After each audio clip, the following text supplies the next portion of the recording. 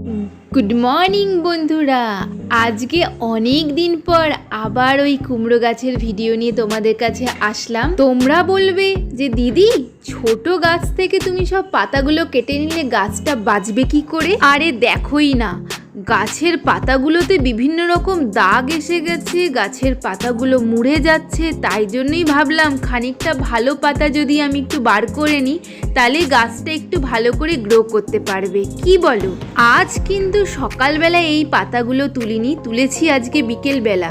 সকালবেলা ভাবছিলাম যে এই পাতাগুলো দিয়ে কী রান্না করা যায়, তাই জন্যই সকালবেলা আনিয়ে নিলাম চিংড়ি মাছ, আর তাই বিকেলবেলায় পাতাগুলোকে আজকে তুললাম। জানো তো, আমি পাট শাকের দানা বুনেছিলাম কিছু টবে, সেই পাতাগুলো কিন্তু খুব ভালো করে গ্রো করছে। যখন তোলার টাইম আসবে আমি তোমাদের সাথে কিন্তু অবশ্যই শেয়ার করব সেটা। চিংড়ি মাছ আর কুমড়ো পাতা, তোমরা তো বুঝেই গেছো এই দুটো মিশ্রণে কি রান্না হতে পারে বলো। আমি এই চিংড়ি মাছ কুমড়ো পাতা দিয়েই বাটতে পারি, আমি কিন্তু অন্য কিছু আর এই রান্না করতে পারি না কুমড়ো পাতা দিয়ে। তোমরা যদি কিছু রেসিপি জানো আমায় কিন্তু তোমরা অবশ্যই কমেন্টে জানিও, আমি সেটা দিয়ে অবশ্যই রান্না করব। এই চারিটাতে কিন্তু আগে ছিল কুমড়ো গাছ, তোমরা তো দেখেইছো।